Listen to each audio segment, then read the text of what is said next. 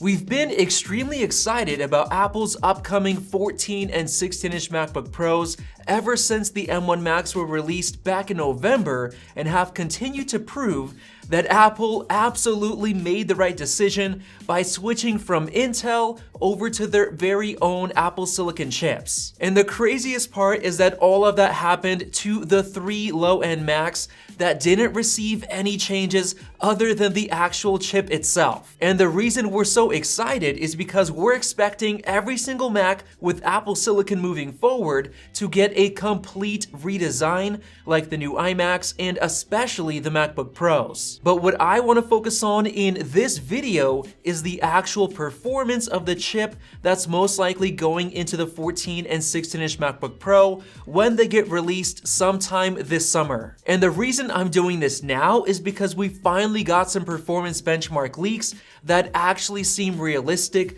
and match up to the estimates that I made based on the performance of the M1 chip. So before we get into those leaks, let's quickly go through the basics of the M1X chip. Last year on December 3rd, I released a video discussing my expectations for the 2021 Mac roadmap, including the M1X chip, which I said would be getting a 12-core CPU and a 16-core integrated GPU. My speculation was based on a very old report from Bloomberg back in April, stating that Apple will use a 12-core 5nm ARM chip in a 2021 Mac, which is when they thought the very first Apple Silicon Mac would get released. Well, it turned out that the very first chip was actually the 8-core M1 that came back in November, and because of that, I still believe that the 12-core version is coming in the form of the M1X chip this summer. And if you're wondering why I think it's going to be called the M1X and not the M2,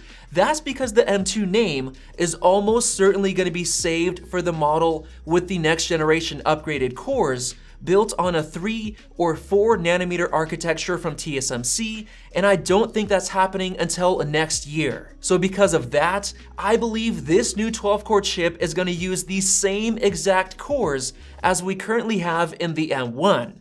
Apple is simply going to add 4 more high-performance cores, and that's it. And because the cores will be staying the same, the 1 in the chip title needs to stay there. So it's going to be the M1 again, but since this is an upgraded version, they're going to add a letter to the end of the title, and the one that makes the most sense is X, because Apple used X in the past for their iPad Pro chips. So I expect Apple to do the same thing for the M1X, since the actual cores themselves are identical. And I believe that the graphics cores will be the same as well, but it's gonna have 16 of them instead of the current 8 in the M1. So with that out of the way, let me get into how I estimated the performance of the M1X and then compare that to the leaked benchmarks that I'm gonna show you in just a minute. Since the M1X will be using the same exact cores as the M1, I ended up calculating the score per watt of each of the individual cores. Under full sustained load in Cinebench R23,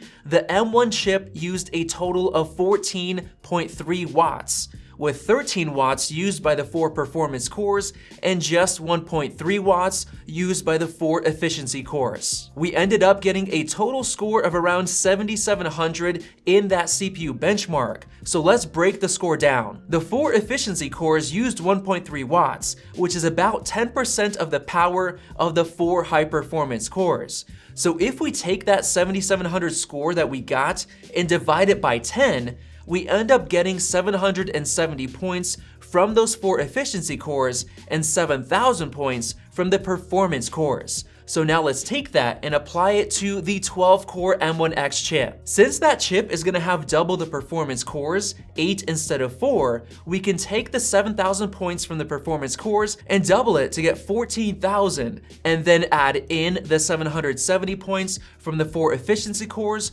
for a total of 14,770 points in Cinebench R23. That score is absolutely insane because it beats out the 12-core desktop chip in the 2019 Mac Pro.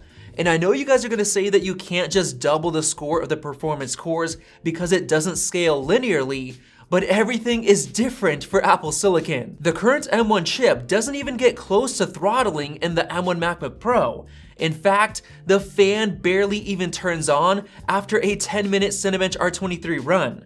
And because of that, I think the 12-core M1X chip is not gonna throttle either, because the cooling system will be even better on the higher-end MacBook Pros, so I think our estimates are totally realistic. And with that, let's take a look at the benchmark leaks that we recently received on the benchmarking website CPU Monkey, which showed that the M1X will be getting a 12-core CPU and a 16-core GPU layout as we expected. And according to the leaked benchmarks, they're showing the M1X getting 14,450 points in Cinebench R23, which is very close to our estimate of 14,770.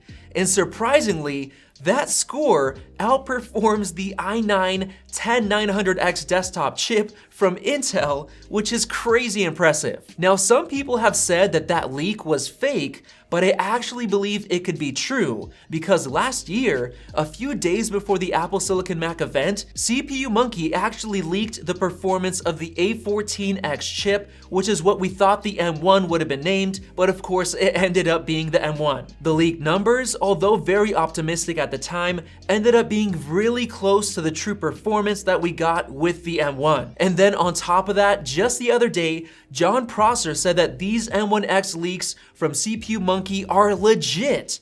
So because of all of that, I think that we can trust that 14,450 score for the M1X. And to make this score even crazier, it actually beats out the brand new Ryzen 5900HX chip from AMD, which is said to be the fastest laptop chip ever made.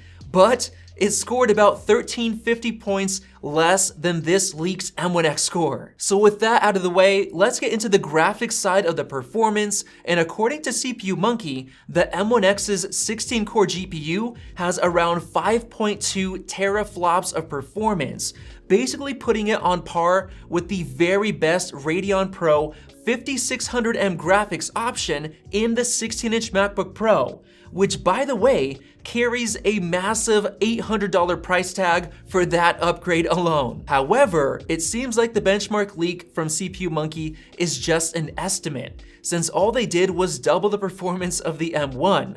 But I actually think that we can realistically expect a doubling in performance because of the efficiency of the new Apple Silicon architecture. And if you don't believe me, let me prove it to you. The A12Z chip in the 2020 iPad Pro with an 8-core GPU is able to get over 2 times the performance of the A12 chip with a 4-core GPU. And keep in mind that they're using the same exact cores. The same thing happened with the A10X chip's 12-core GPU, getting over double the graphics performance of the A10 chip's 6-core GPU, once again using the same exact cores. So based on Apple's past trends with graphics performance, I expect the M1X's 16-core GPU to literally double the performance of the M1 chip's 8-core GPU. So with that in mind, I personally estimated the M1X to score around 45,000 points in Geekbench 5's Metal Test, which basically makes it almost as powerful as a dedicated GTX 1080 Max-Q graphics card built into a modern laptop. What I'm pretty much trying to say is that the M1X chip is not only gonna be the fastest laptop chip ever made, but it's actually gonna outperform a lot of the high-end desktop systems in terms of processing power. And it's gonna have just enough graphics performance to play some AAA games without requiring an eGPU, which is awesome. So with that said, if you've been thinking about buying a new MacBook Pro, I would definitely wait for the 14 and 16-inch models coming this summer, because both of them should be able to get the M1X chip with its crazy performance. Hopefully you enjoyed this video, and if you did, go ahead and tap the like button, and if you disagree with my speculations, comment down below and click the circle above to subscribe for more videos like this one. Definitely check out one of those 2 videos right there. Thanks for watching, and we'll see you in the next video.